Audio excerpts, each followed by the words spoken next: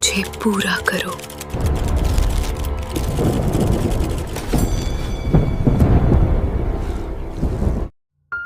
ये कहानी एक छोटे से गांव की है, जहां सदियों पुरानी एक हवेली पहाड़ की चोटी पर खड़ी थी। गांव वाले कहते थे कि उस हवेली की दीवारों में आज भी उन लोगों की सिसकियां दबी हैं, जो वहां से कभी वापस नहीं आए। समीर, जो पेशे से एक लेखक था, अपनी नई किताब के लिए किसी सच्ची डरावनी कहानी की तलाश में था। उसने गांव वालों की चेतावनी को नजरअंदाज किया और एक तूफानी रात को उस हवेली में रुकने का फैसला किया।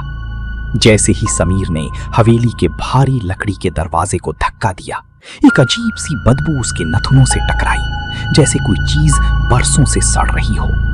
उसने अपनी टॉर्च जलाई और देखा कि फर्श पर धूल की मोटी परत जमी थी।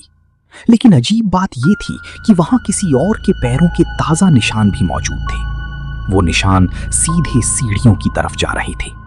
समीर का दिल जोर से धड़कने लगा, लेकिन उसकी उत्सुकता उसे ऊपर खींच ले गई। ऊपर वाले कमरे में एक पुराना ग्रामोफोन रखा था, जो बिना किसी के छुए अचानक बजने लगा। संगीत इतना धीमा और उदास था कि समीर के शरीर के रोंगटे खड़े हो गए। तभी उसे पीछे से एक ठंडी फुसफुसाहट सुनाई दी।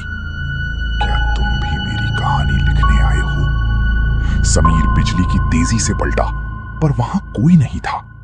अचानक टॉर्च की रोशनी धुंधली पड़ने लगी और दीवारों से खून जैसा लाल तरल टपकने लगा। उसे लगा कि कमरे का तापमान एकदम गिर गया है और उसके ठीक सामने एक साया उभरने लगा, जिसकी कोई शक्ल नहीं थी, सिर्फ दो जलती हुई पीली आंखें थीं। समीर भागने के लिए मुड़ा, पर दरवाजा गायब हो चुका था। अब वहां सिर्फ एक पुरानी दीवार थी, जिस पर लिखा था, तुम्हारा नाम अगला है। उसने अपनी जेब से पेन निकाला, पर उसके हाथ कांप रहे थे। तभी पूरी हवेली एक भयानक अट्टहास से गूंज उठी और समीर को महसूस हुआ कि कोई अदृश्य हाथ उसका गला घोंट रहा है। सुबह जब गांव वाले हवेली के पास पहुंचे, तो उन्हें वहां समीर का कैमरा और डायरी मिली। डायरी का आखिरी पन्ना खाली था, पर उस पर समीर के खून से सने हाथ का निशान था और उसका पेन वहीं फर्श पर पड़ा था। समीर का कहीं कोई पता नहीं था, जैसे वो उस हवेली के काले इतिहास का एक हिस्सा बन गया हो। आज भी जब रात को हवा तेज चलती है, तो उस हवेली से लिखने की आवाज आती है, जैसे कोई अपनी अधूरी कहानी पूरी करने की कोशिश कर रहा हो। दिए की लौ कांप रही है, हवा भी भारी है, आईना दिखाता चेहरा जो उसका नहीं है। मुझे पूरा करो, एक आवाज फिर गूंजती है और उसी पल कहानी उसे निगल जाती है।